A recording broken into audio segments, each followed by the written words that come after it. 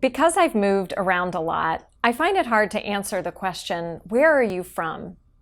That's why when I heard Taya Selassie ask, where are you a local, I was intrigued.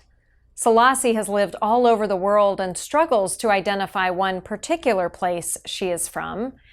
To answer the question, where are you a local, Selassie suggests we think about the rituals and relationships that mean the most to us. Where are the routines that organize your daily life? Where do people recognize you and call you by name? These are the places you are local. Jesus grew up in Nazareth. It was a small rural town, and we can assume that most of his rituals and relationships were there. The one story we have of Jesus' childhood gives us a glimpse into another place he was a local. In this story, his parents take the family to Jerusalem for a religious festival. They are halfway back home before they realize Jesus isn't with them. They find him back in Jerusalem in the temple, his father's house, as he calls it, where he felt totally at home at all of 12 years old, interpreting the scriptures for his elders. So it seems a little surprising that when it comes time for Jesus to begin his ministry, to preach, teach, heal, and choose his followers, Jesus does not go back to Nazareth or to Jerusalem and the temple. Instead, he goes to a far-flung town on the northern coast of the Sea of Galilee, Capernaum. We can assume that Jesus could have started his ministry anywhere he wanted, but this was a life-changing decision for the first disciples. For some of them, it would be a life or death decision. So how did Jesus decide to start in Capernaum and call 4 fishermen to be his first disciples? He doesn't go to Nazareth, where he feels at home and where people already know him. He doesn't go to Jerusalem, the religious center of Judaism, and call those who've spent a lifetime studying the scriptures that prophesy his coming. Jesus goes to Capernaum. And once there, he reaches out, not to the town's leaders, not to the citizens who hold wealth and power, not to the intellectuals, but to a few young fishermen who have been brought up in the family business. Follow me, he tells them, and I will make you fish for people. Unlikely people from an unlikely place. This is how God makes disciples. Years ago, Sam Wells received a visit from a man he barely knew, the CEO of a prominent corporation in the city Wells served as pastor. Wells had met the man a few times before and noticed that he always looked just a little disheveled in spite of all his accomplishments. The day he dropped by, he sat in the corner of Wells' study, chewing his fingernails and holding, rather nervously, a homemade cassette tape, if you remember what those are. Wells says, I guessed that that small talk wasn't what my visitor had come for. The man finally said, I've come to see you because there is no one else I can tell. I want to be a Christian. In my world, that's like saying I'm crazy. Last night, I got up in the early hours and made this tape, and it says what I want to say, and I want to leave it with you because there's no one else I can give it to. And he handed over the tape. For that man, handing over the tape was as momentous as Peter and Andrew setting down their fishing nets and James and John walking away from their father's boat after Jesus says simply, follow me and I will make you fish for people. Now there's a lot of speculation about what could have made these first disciples drop everything to follow Jesus. After all, he hasn't done anything remarkable yet. Some say Jesus must have had incredible charisma, that he was just the kind of person you wanted to be near. Maybe. Others say these guys had been waiting for a chance to do something different. They were ready to see the world, and Jesus simply offered them the opportunity. Maybe. But could it be that with these few words of invitation, Jesus shows that he knows something about these guys? He knows who they are and what they're capable of, and he has a plan. to take that and transform it into something spectacular, not just for them, but for others as well. I will make you fish for people. Jesus plans to use all of the skills these fishermen have learned on the sea: patience, discernment, observation, respect for nature. And Jesus will put these skills to work, transforming the world. This is what God does. This is who God is. God goes to the most ordinary places and finds the most ordinary people, and then uses the hard-earned skills we have to transform the world. For some, these skills are earned in years of education and hard work.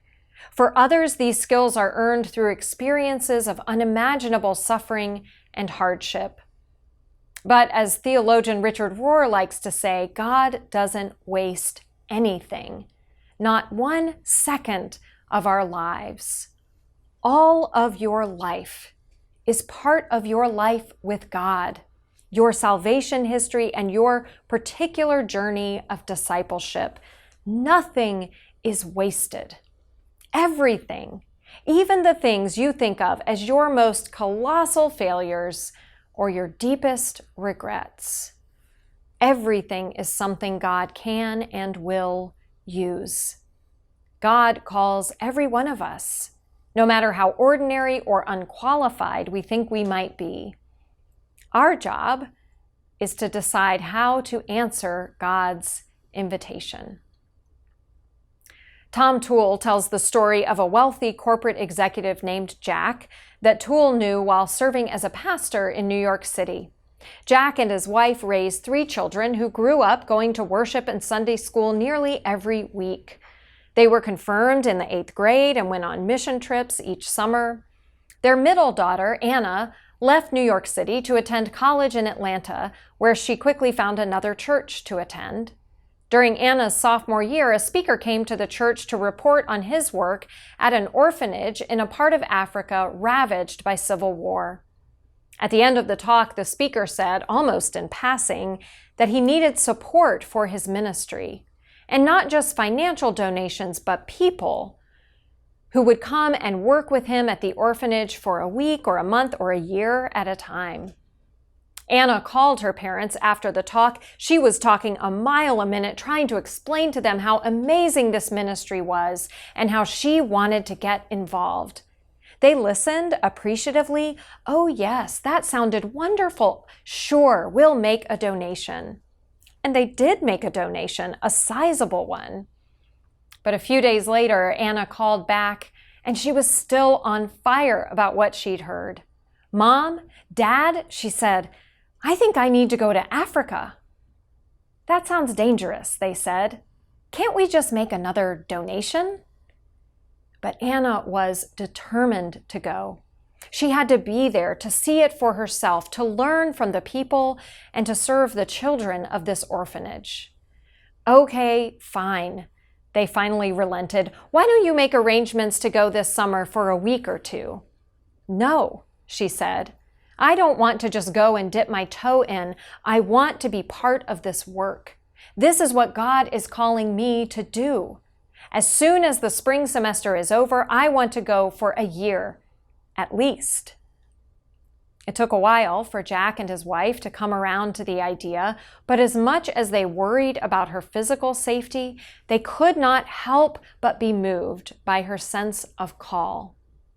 Finally, they stopped trying to convince Anna to stay put and instead helped make arrangements for her to go.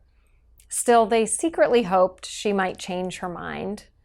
Of course she didn't, and in June they put her on a plane. When Jack told the story later to his pastor, he had tears in his eyes. "I just can't believe she's doing this," he kept saying. "You know, we raised our daughter to be a respectable Christian. We didn't actually want her to be a real one." When it came time for Jesus to start his ministry, he made a decision that shaped the rest of his life, where he would go, and whom he would invite to join him. The first disciples had a decision to make too.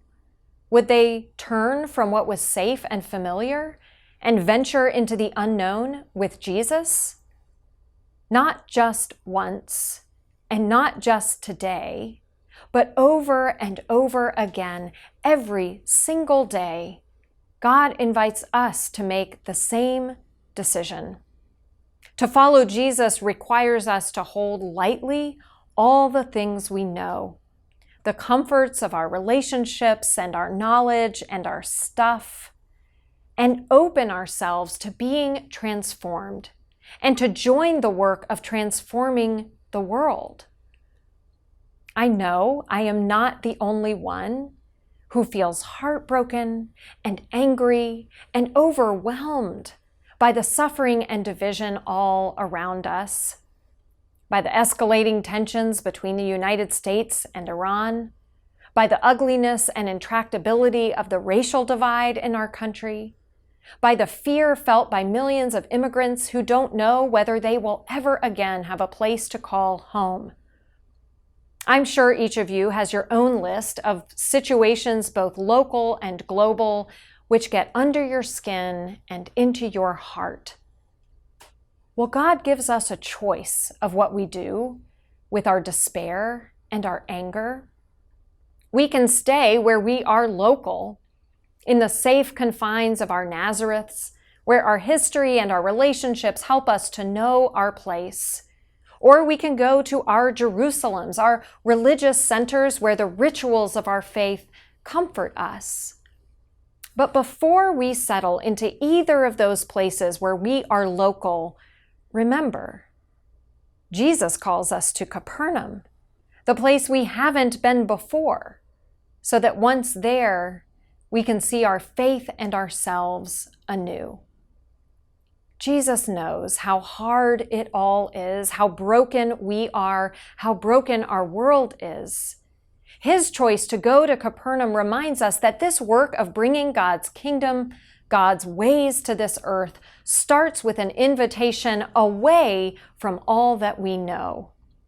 God needs us, all of our hard-earned skills and knowledge, so that God's love and God's invitation to do this gospel work can reach every broken and breaking place in the world. After that CEO left Sam Wells's study, Wells found himself with the cassette in his hand. He put it in a tape player and pressed play. He heard the sound of the CEO clearing his throat, and then a long silence.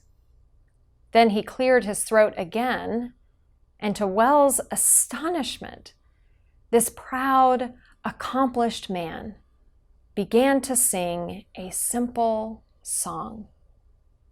I have decided to follow Jesus. I have decided to follow Jesus. I have decided to follow Jesus.